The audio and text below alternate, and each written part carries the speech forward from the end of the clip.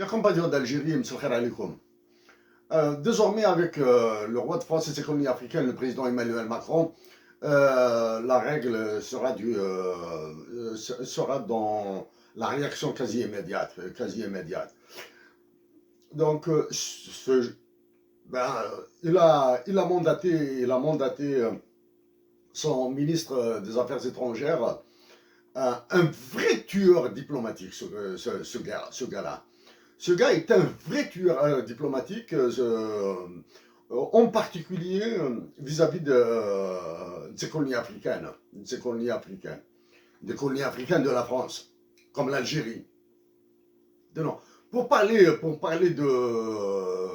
de certains points, pas tous, hein, pas tous, des enjeux de cette visite, qui apparemment n'est pas officielle. C'est une visite de travail, d'évaluation, c'est-à-dire il n'y a pas d'accord qui seront signés, ou cette visite ne donnera pas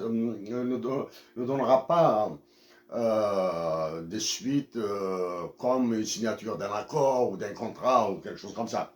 Voilà. Pour situer un petit peu, une analyse rapide de cette visite, il faudra la contextualiser. Je sais qu'en Algérie, les chaînes de télévision françaises, hein, bon, avant cette visite de ce ministre français, il y a eu la visite du président de l'autorité palestinienne. La visite de l'autorité palestinienne et l'action de l'Algérie envers l'autorité palestinienne, c'est-à-dire ce don de 100 millions de dollars, il confirme que l'Algérie est en train de négocier avec Israël. Donc, le don de 100 millions de dollars de l'Algérie à la Palestine ou à l'autorité palestinienne, est un achat de l'accord tacite des Palestiniens pour négocier plus librement avec Israël. La négociation entre l'Algérie et Israël remonte à très longtemps, là, hein, remonte à l'histoire des accords avec l'OMC, à l'histoire de l'accession de l'Algérie avec l'OMC et la nation la plus favorisée. Il remonte aux accords de Camp David entre Anwar Sadat, c'est ça, l'ancien président de l'Égypte, mort assassiné juste après la signature des accords de Camp David, d'ailleurs, et Menahem Begin à l'époque, et les accords dits de Camp David 2, entre Yasser Arafat et Ehud Barak, ancien Premier ministre ancien Premier ministre israélien. Juste pour vous dire que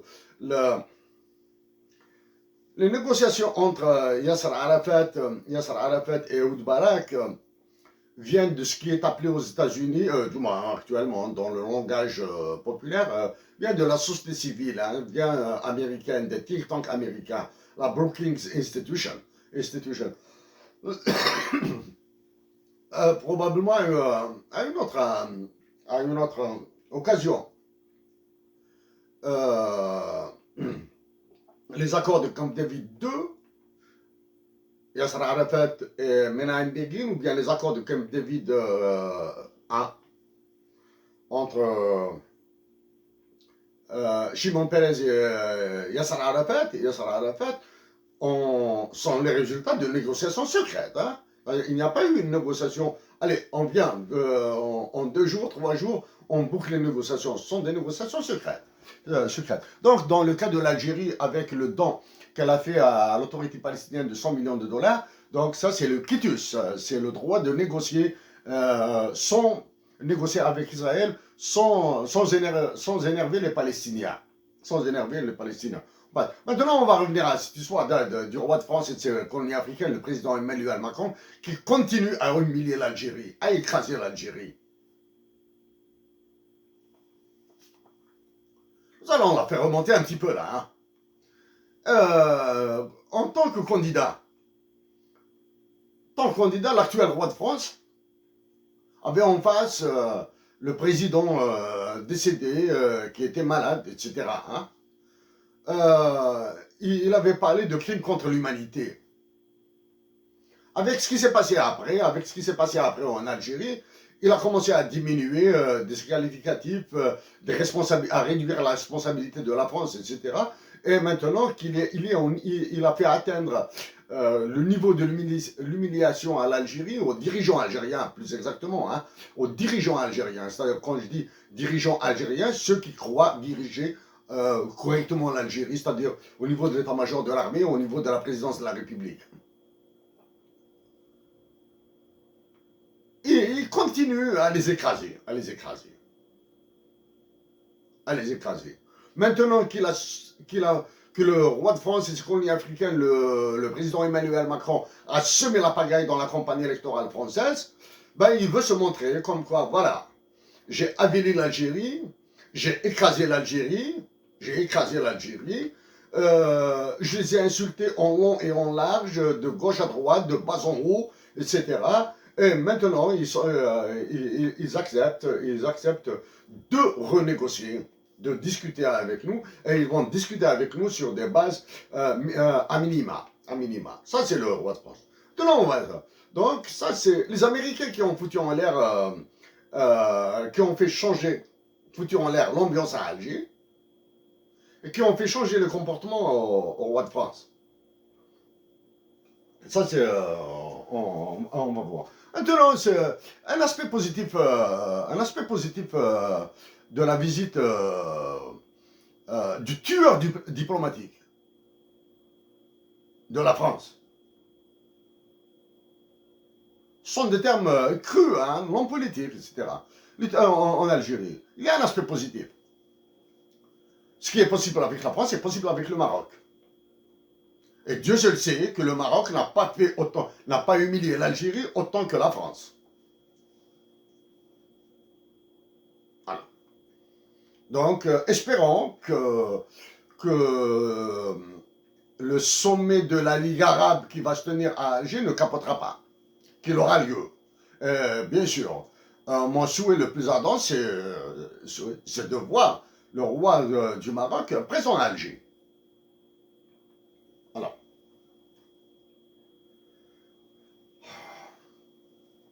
Donc, maintenant, on va essayer de voir élément par élément cette relation entre l'Algérie et la France, exactement entre le roi de France et ses colonies africaines et les dirigeants algériens. On va essayer d'avoir élément par élément. Élément droit de l'homme. C'est le premier, c'est le cardinal. Je le répète, la France n'a absolument rien à voir avec la Déclaration des droits de l'homme, la Déclaration universelle des droits de l'homme de 1948. Je le répète. Je répète aussi que la Déclaration universelle des droits de l'homme et des citoyens de France est une copie conforme de la Déclaration de l'indépendance des États-Unis d'Amérique. C'est Lafayette qui l'a importé des États-Unis d'Amérique parce qu'à l'époque, il était ami avec Thomas Jefferson. Voilà, pour l'histoire des droits de l'homme. Maintenant, on reste dans ces droits de l'homme.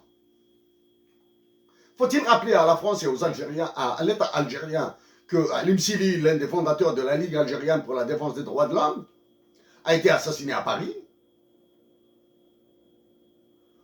Faudra-t-il rappeler qu'un certain Malik Oussekine a été tué à Paris? Maintenant, puisque toutes ces actions, tous ces crimes commis en France contre des Algériens, ils annoncent d'autres. Donc, dans les éléments de négociation, oui, bien sûr, avant de parler de ces éléments de négociation, c'est pas la visite, le folklore là, de la télévision et des journaux là, qu'il faudra suivre. Hein. Ça se négocie, c'est des trucs qui se négocient en arrière-plan là. C'est des coups de fil, c'est des émissaires discrets, secrets là, qui ne font pas beaucoup de bruit là. C'est là-bas où c'est comme ça que se négocie ce genre de visite là. les visites, c'est juste pour formaliser ce qui s'est fait dans le secret, dans les coulisses, comme on dit. Donc, ce qu'annonce, en termes de droits de l'homme, ce qu'annonce ça, y a-t-il un engagement du roi de France et de ses colonies africaines, le président Emmanuel Macron, comme quoi il va extrader des Algériens s'il est réélu? Autrement dit, il demande l'appui de l'Algérie pour sa réélection.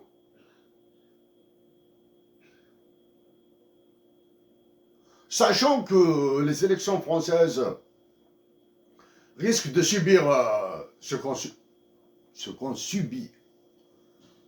Les élections, les campagnes et l'élection présidentielle américaine, il y a fort à parier qu'il y a un accord sur les extraditions d'Algériens résidant en France, en particulier ceux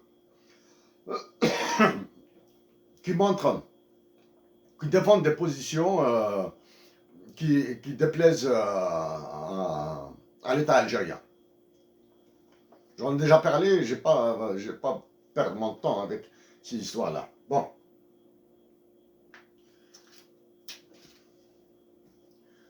Ça, c'est l'élément droit de l'homme. Qu'est-ce qui s'est passé ensuite? Il y a l'interdiction de, sans rompre les relations diplomatiques avec la France, alors qu'elle les a rompues avec le Maroc, pour des broutilles, pour du crétinisme politique. L'Algérie a interdit le survol de l'espace aérien, l'utilisation de l'espace aérien algérien par l'armée française.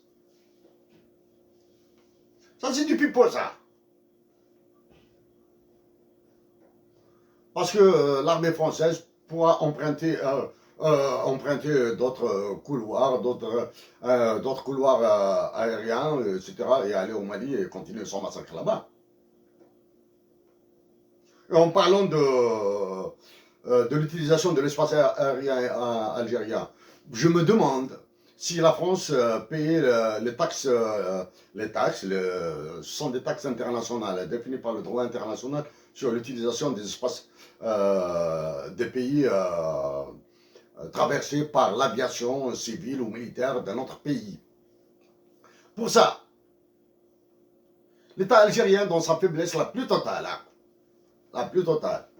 va invoquer des pressions fort probables de la part de l'ONU. Il va lui dire, bon ben il faut laisser l'armée française continuer son massacre au Mali, au Niger, au Tchad, au Burkina Faso, en République centrafricaine, parce qu'il s'agit, ces opérations rentrent dans le cadre de la MINUSMA, de la mission des Nations Unies pour la stabilisation du Mali. Vous comprenez que récemment, des attentats, les attentats ont repris au Mali, plus exactement au nord du Mali. C'est-à-dire, c'est pour montrer la menace qu'on fait peser sur l'Algérie. Maintenant, si vous, dans mon cas, même si je suis l'information internationale de l'Algérie de très près, hein, l'information nationale sur le sud algérien est complètement absente. Elle est complètement absente de l'information nationale sur ce qui se passe dans le sud de l'Algérie, alors qu'un conflit entre l'Algérie, un conflit à trois, Algérie, Mali, Niger, est en train de se produire là. Donc là, le roi de France et ses colonies africaines fait aggraver la menace qu'il a mise en exécution sur l'Algérie. Donc, quelle est la position des États-Unis d'Amérique? Actuellement, les États-Unis d'Amérique, dans leur logique, ils vont encore attiser le conflit pour chasser la France. Parce que la France, ils l'ont chassé du Cameroun, ils vont la chasser de la Côte d'Ivoire. Maintenant, ils vont la chasser un petit peu du nord, là. Et je le répète, mes chers compatriotes d'Algérie, vous êtes en train de résister dignement. Continuez à résister. Continuez à résister. même si l'État algérien était plus faible. Bon, le contexte maintenant, en Algérie. On est quoi? On est le 8-9 décembre. Dans 3 semaines, ils vont... il est plus que probable, il est quasiment certain, que la loi hitlérienne appelée loi des finances sera signée. Après des élections communales, vous êtes mieux placé que moi pour les qualifier. Après des législatives, vous êtes mieux que moi, vous êtes mieux placé que moi pour les qualifier. Après une élection présidentielle, vous êtes mieux placé que moi pour la qualifier. Il y a la loi des finances. Donc ça fait du bien. Donc les Algériens, mes compatriotes d'Algérie seront occupés par la Palestine, par la relation entre l'Algérie, cette relation purulente entre l'Algérie et la France, et même si elle est purulente, elle montre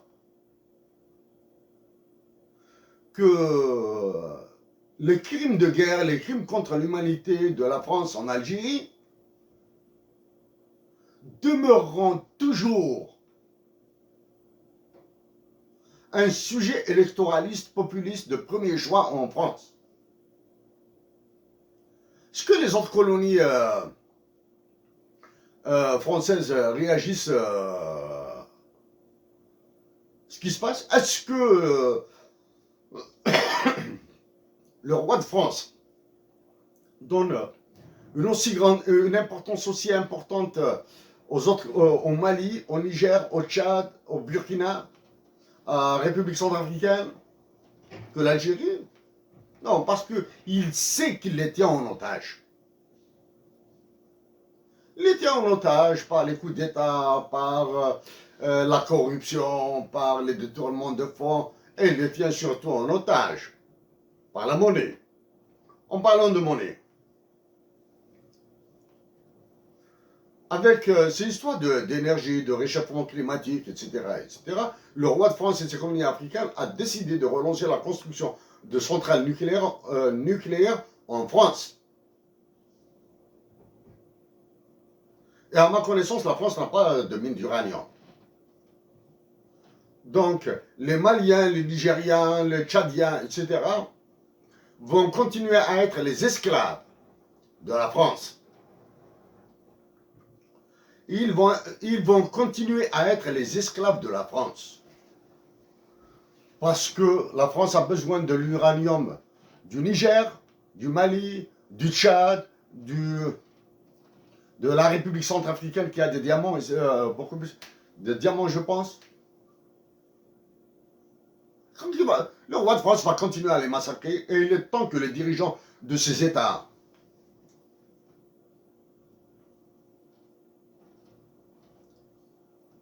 et ils disent, il est temps qu'ils reviennent à l'évidence là, que l'ère des coups d'État est révolue là.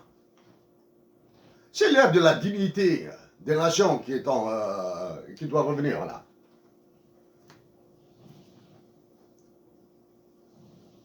Donc l'uranium, les attentats, le contexte algéro-français, il y a cette salade là, cette salade de rente mémorielle qui continue à revenir. Le roi de France et de ses colonies africaines, le président Emmanuel Macron, il est en roue libre en Algérie. La rente mémorielle de l'immense révolution algérienne. En France, c'est la France qui est en train de générer, ce sont les politiques français, les hommes et femmes politiques français, qui se sont créés une rente mémorielle sur les événements, sur tout ce qui se passe entre l'Algérie et la France après l'indépendance. En Algérie, nous avons dilapidé un trésor. حرقناه طيشناه بالزبل بقريته بالغزال une révolution si prestigieuse que la nôtre,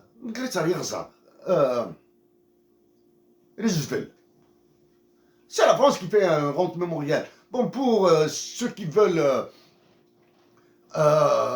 chercher la définition du mot rente en économie, là, vous allez voir là, ce que signifie, et vous allez comprendre que c'est la France qui a bâti une rente mémorielle. Et la rente n'est pas quelque chose n'est pas forcément quelque chose de négatif. La preuve, vous l'avez. La France en fait un truc, un aspect, tire tous les aspects positifs de ce qu'est une rente.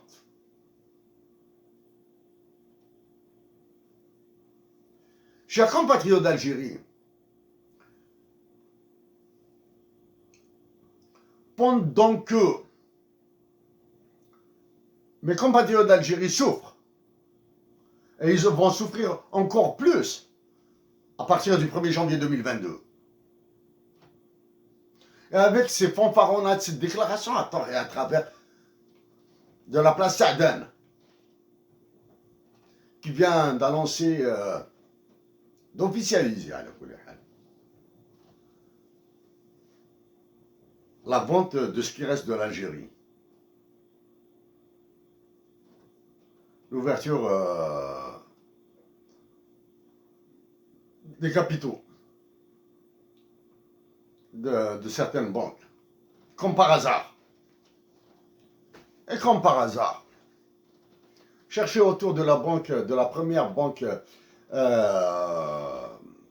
qui sera ouverte à l'apport du privé, aux capitaux privés. Donc, je ne vais pas revenir sur cette histoire de partenaire public-privé, là. La nausée, la salade, là, ce truc, là.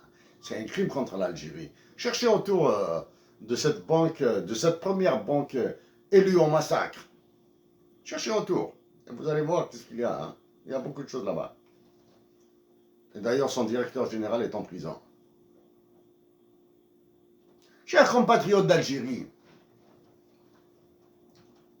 j'attends la réaction du FMI et de la Banque mondiale à mes demandes. À mes demandes. Ce n'est pas parce qu'ils acceptent ou pas. Ma ligne de conduite, c'est pour l'Algérie.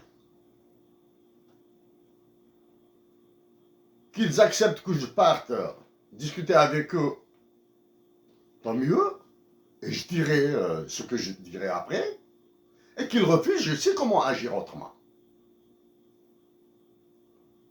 Même si malheureusement les moyens sont là. Ils ne sont pas là. Les moyens là. Le temps, chers compatriotes d'Algérie, le temps vous révélera énormément d'informations. Énormément d'informations et vous serez choqués. Et vous serez choqués. Mais s'il vous plaît, continuez dans cette dignité. Continuez dans cette résistance. Continuez dans cette patience. Et encouragez, aidez, soyez solidaires. Dites votre solidarité et amour aux soldats algériens qui sont en train de souffrir là. Parce que la tempête qu'a créé le roi de France et de ce colonel africain, le président Emmanuel Macron, touche beaucoup plus les généraux algériens. Ils sont en train de se défendre là. Ils sont en train de se défendre. Est-ce qu'ils vont se défendre? Oui, ils vont se défendre, c'est légitime, naturel. Mais est-ce qu'ils vont ruiner l'Algérie? J'ai bien peur que ce soit possible.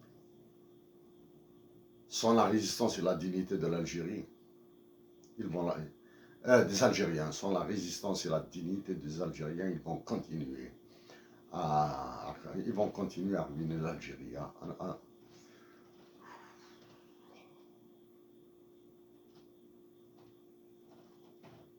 Ah, mais avec le roi de France et ses colonies africaines, le président Emmanuel Macron, ce sera la totale.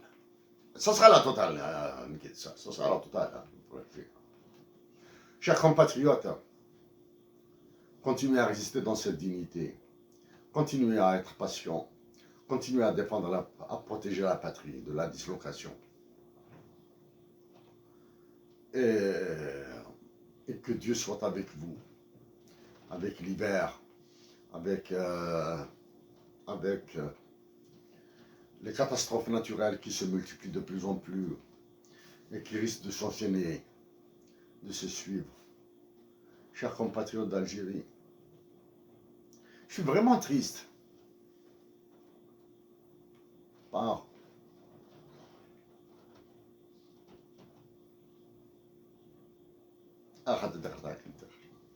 chers compatriotes d'Algérie, tout mon amour pour notre patrie, à la